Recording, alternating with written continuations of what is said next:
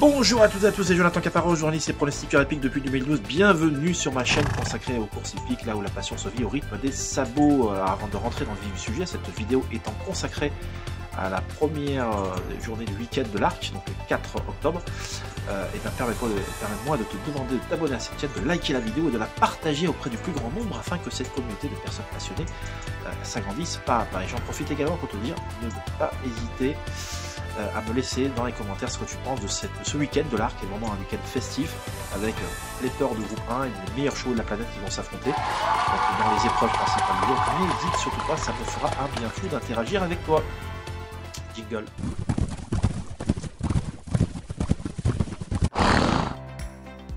Donc, un quintet ce samedi à Longchamp, donc je vais présenter de manière pédagogique l'un des favoris de ce quintet. Alors, ce qui ne veut absolument pas dire que je le recommande, attention, parce que ce sont des courses extrêmement compliquées. Moi, je déconseille fortement de jouer ces courses, mais comme ce sont les courses où justement la plupart des parieurs jouent, eh bien, je me vois contraint d'en parler, et avec plaisir, j'ai toujours avec passion. Donc, je vais vous parler donc de l'un des principaux protagonistes à la victoire. Ils sont nombreux dans ce type d'épreuve, bien évidemment. Alors, paramètre important, la piste risque de beaucoup s'assouplir ce samedi à Longchamp et même ce dimanche.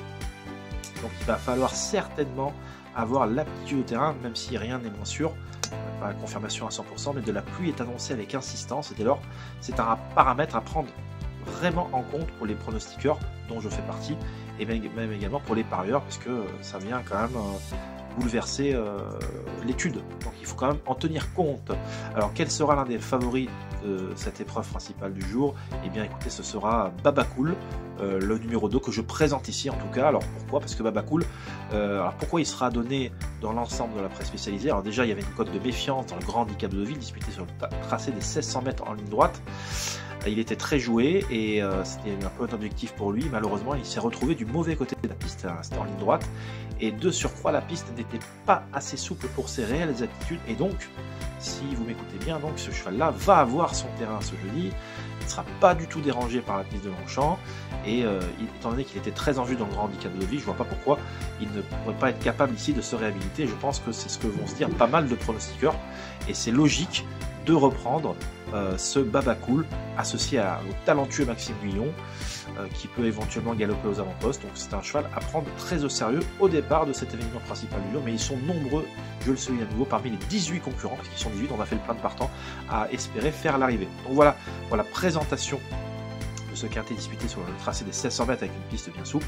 Donc Babacool qui fait partie de nombreuses possibilités de ce quintet. Pour retrouver mon analyse, c'est sur mon site, une analyse complète. Je vous y invite d'ailleurs parce qu'il y aura une grosse info à vous faire partager pour ce dimanche. Vraiment, là c'est directement du producteur au consommateur, je ne peux pas vous dire mieux. Voilà, et terminons enfin avec votre recommandation du jour qui sera Ajma dans la course réservée aux pouliches de 4 ans inscrites au Studbook arabe. Course pour des pouliches de 4 ans arabes, des juments de 4 ans. Et Ajma, alors pourquoi Ajma? Donc c'est dans la troisième épreuve du programme, je crois que c'est le 302, je mettrai tout dans le descriptif, ne vous inquiétez pas. Ajma, qui est tout simplement, qui fait partie du plus haut rating de la course, donc 52,5 de valeur, et qui a des références sur une piste bien souple. Elle s'était imposée brillamment l'an dernier sur une piste bien souple, donc elle ne sera pas du tout dérangée par l'état du terrain. Christophe Semillon sur le dos, Thomas Fourcy qui est vraiment l'un des meilleurs entraîneurs pour les chevaux arabes. Donc tout se présente bien pour Ajma afin qu'elle puisse disputer activement le podium au minimum. Donc voilà, cette vidéo arrive à son terme. Merci de m'avoir écouté. N'hésite pas à interagir avec moi en dessous là. Tu me dis ce que tu vois ce samedi, ce dimanche dans l'Arc. Voilà, ce week-end doit être consacré au spectacle, à l'Arc de Triomphe. Donc n'hésite pas à interagir avec moi. Sur ce, je te souhaite une excellente journée. Dans tous les cas, on se retrouve à très vite. Bye bye.